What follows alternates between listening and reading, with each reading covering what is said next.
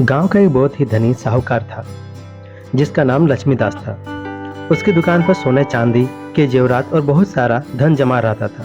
एक रात जब पूरा गांव सो रहा था, एक चोर ने साहूकार की दुकान में सेंध मारी। वह धीरे धीरे दुकान के अंदर घुसा और अलमारी खोलने लगा। चोर का नाम रामू था। वह एक चतुर चोर था और हमेशा अपने काम में सफल रहता था। उसने अलमारी के सारे जेवर और पैसे निकाल लिए और भागने लगा, लेकिन तभी आवाज आई, कहाँ भाग रहे हो? रामू ने देखा कि सामने साहूकार खड़ा था। रामू ने तुरंत अपना नकाब हटा दिया और कहा, साहूकार जी, मैं आपको धोखा नहीं देना चाहता। यह सब मैं अपने बीमार बेटे के इलाज के लिए कर रहा हूँ। लक्ष्मीदास ने एक पल सोचा और फिर बोला, अगर तुम सच्चे हो तो मेरे साथ जंगल चलो। वहाँ एक रहस्यमयी गुफा है जहाँ सोने का खजाना छिपा हुआ है। रामू के मन में लालच आ गया और उसने साहूकार के साथ जाने का फैसला लिया। वे दोनों जंगल की ओर चल पड़े।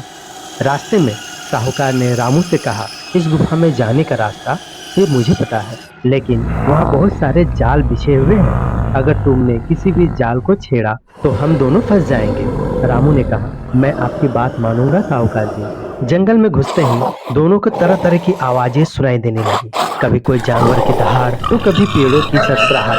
हर कदम पर रामू को लगता कि कोई उनका पीछा कर रहा है, लेकिन साहूकार बिना रुके चलता रहा। कुछ दूर चलने के बाद उन्हें एक बड़ी गुफा दिखाई दी। साहूकार ने रामू से कहा, यही है वह गुफा, लेकिन याद रखना हमें बहुत सावधानी से अंदर जाना होगा। दोनों गुफा के अंदर घुस गए। अंदर का नजारा बिल्कुल अलग था। चारों ओर सोने के सिक्के, हीरे और जवाहरात बिखरे हुए थे। रामू की आंखें चमक उठी। वह तुरंत इन चीजों को उठाने के लिए दौड़ा, लेकिन साहूकार ने उसे रोकते हुए कहा, रुको, पहले हमें गुफा का रहस्य सुलझाना होगा। रामू ने कहा, कौन सा रहस्य?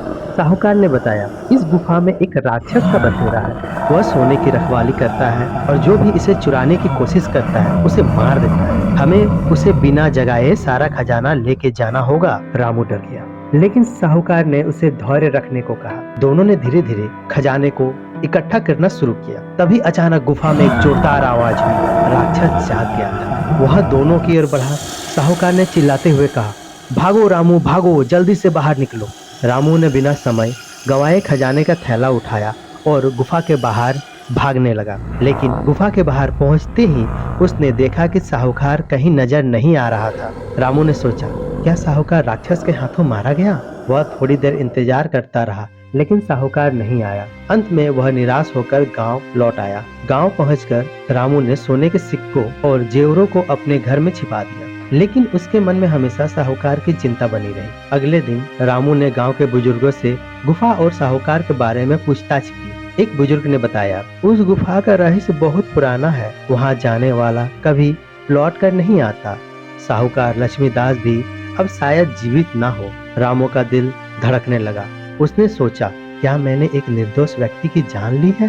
फिर रामू ने साहस बटोरा और फिर गुफा की ओर चल पड़ा। वहां पहुंचकर उसने गुफा के अंदर झांका तो देखा कि साहूकार बिल्कुल ठीक था और मुस्कुरा रहा था। रामू ने पूछा, आप यहाँ कैसे और राक्षस कहाँ गया? साहूकार ने हंसते हुए कहा, यह सब एक परीक्षा थी रामू।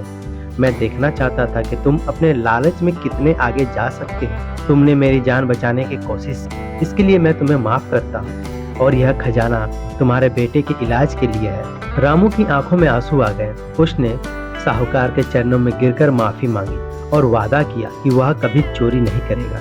गांव लौटते समय रामू ने सोचा, आज मैंने एक बड़ी सीख सीखी, ईमानदारी और सच्चाई ही सच्चा खजाना है। इस प्रकार रामू ने अपनी जिंदगी को बदल दिया और एक ईमानदार इंसान बनकर अपने बेटे का इलाज करवाया। साहूकार की मदद से उसने अपनी मेहनत और ईमानदारी से एक नई शुरुआत की। इस कहानी से हमें सीख मिलती है कि लालच और धोखे से कभी कुछ हासिल नहीं होता। सच्चाई और ईमानदारी ही सच्ची सफलता की कुंजी है।